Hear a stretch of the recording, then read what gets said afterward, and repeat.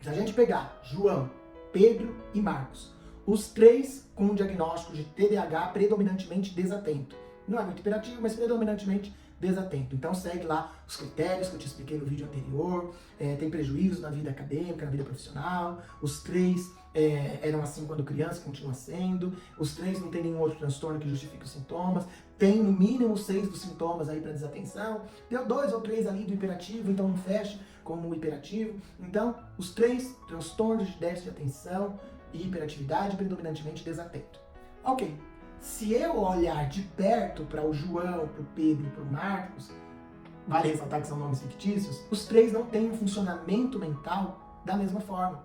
Cada um tem um funcionamento diferente do outro. E só a avaliação psicológica vai poder elucidar essas diferenças, os pormenores do funcionamento mental de cada um deles. Então só a avaliação psicológica vai apresentar como que está a memória, a capacidade atencional, o raciocínio. Então, a gente vai pegar lá a avaliação psicológica do João e vamos poder compreender que ele tem uma capacidade atencional até que preservada, dentro da média. A atenção dividida dele ainda é acima da média, mas a sua memória é prejudicada.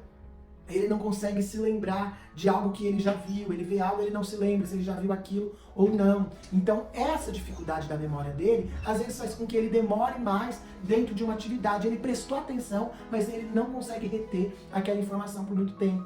Já o Pedro, ele tem a memória dele preservada, ele guarda bem as coisas, porém a capacidade atencional dele é muito abaixo da média, ele não consegue ficar muito tempo diante de um mesmo estímulo. Porém, se ele ficar trocando de estímulos, ele vai muito bem. Então ele olha para isso, olha para isso, olha para isso, no final ele conseguiu guardar muito bem a informação.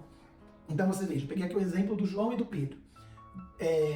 Aparentemente os dois têm TDAH, aparentemente os dois têm a mesma dificuldade, os resultados são muito iguais. Mas quando nós olhamos mais profundamente, nós vemos que o caminho dessa dificuldade é diferente. E por isso a forma que nós vamos propor atividades para eles atingirem melhores resultados também são diferentes. Então o resultado dessa avaliação psicológica vai nos ajudar tanto para o tratamento, para entender quais habilidades precisam ser treinadas para serem melhores desenvolvidas, como ele lida melhor na execução de uma tarefa, para que essa tarefa se dê bem. Não é só dizer, tem TDAH, toma remédio. Pedro, tem TDAH, toma o mesmo remédio. O Marcos tem TDAH, toma o mesmo remédio. Não! O João, o Pedro e o Marcos, os 3 têm TDAH, mas com funcionamentos cognitivos, funcionamento mental muito específico. Já o Marcos, a memória dele está preservada, a atenção dele também está preservada. Não pode a gente falar que ele tem TDAH, mas ele tem uma questão no raciocínio. Então, devido à lentificação, ele tem tanto medo de errar que ele faz muito devagar. Só que esse de fazer muito devagar faz com que ele se perca e acaba produzindo mal e atingindo resultados muito ruins.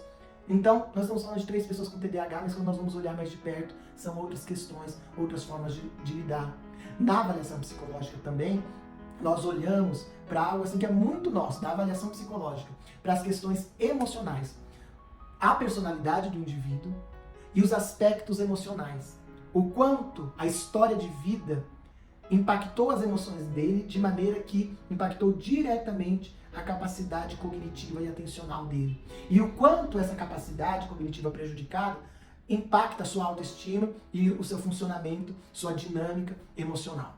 Então, um dos principais objetivos da avaliação psicológica, que me faz ser apaixonado pela avaliação psicológica, é porque nela nós damos muita ênfase para essa individualidade, para isso que é específico, para isso que é próprio do indivíduo. Então, isso é muito bonito na avaliação psicológica. Elevar esse indivíduo à sua singularidade novamente, ao seu funcionamento e compreender por que ele é único. Então, no final dessa avaliação, nós apresentamos um laudo com tudo isso descrito. O profissional que vai prosseguir aí com o tratamento dessa pessoa, seja no desenvolvimento das habilidades, seja passando atividades, ou até o tratamento medicamentoso, ele tem nas suas mãos um mapa para ele poder decidir o caminho que ele vai seguir.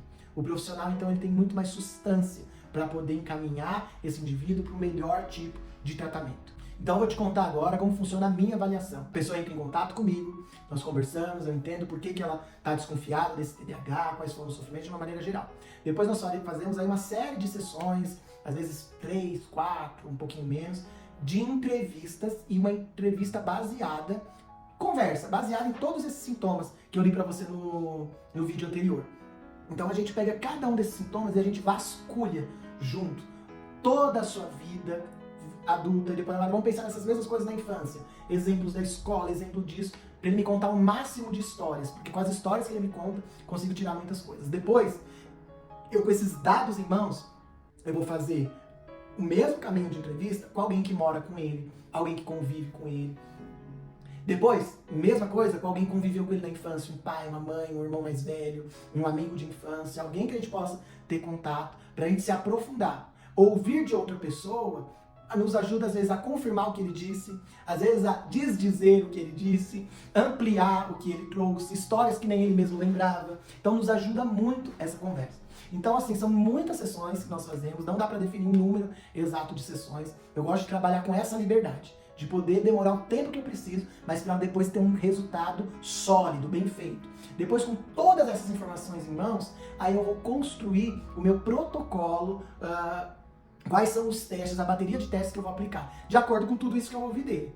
Só com todas essas histórias, já dá para fechar um diagnóstico. Dá, mas esse não é o objetivo da avaliação psicológica. Só dizer se é TDAH ou não.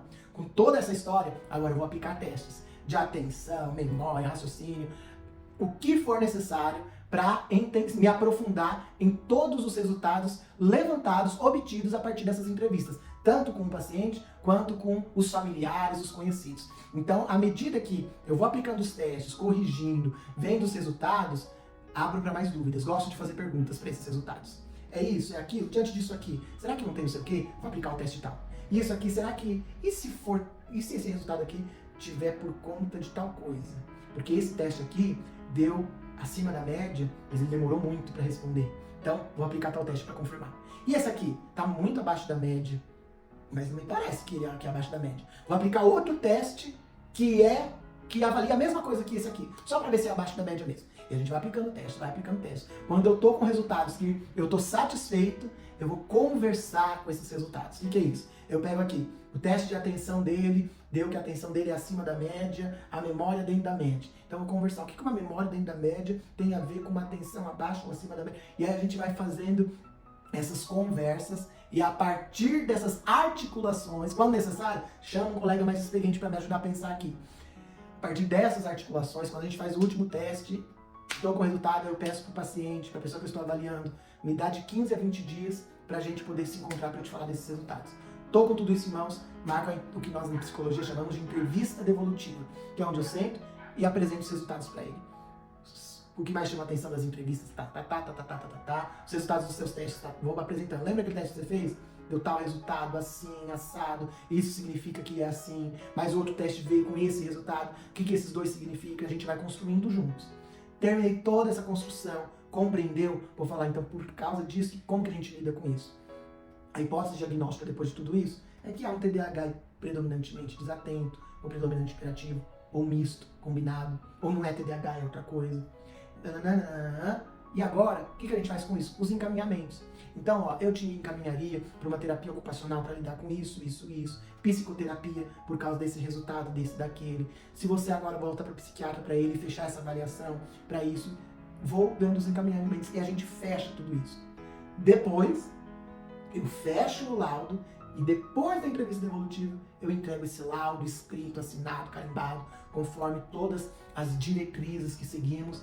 Então, com esse laudo, ele sai ali com resultados quantitativos, qualitativos, tudo que eu falei para ele na entrevista devolutiva está escrito. Ele vai levar para os profissionais aos quais eu encaminhei, tanto da preferência dele, ou que já o acompanho. Se ele não tem quem o acompanhe e eu tiver uma indicação específica, eu indico para ele, olha, esse aqui é um profissional que eu confio, ou não tem alguém, vamos achar juntos.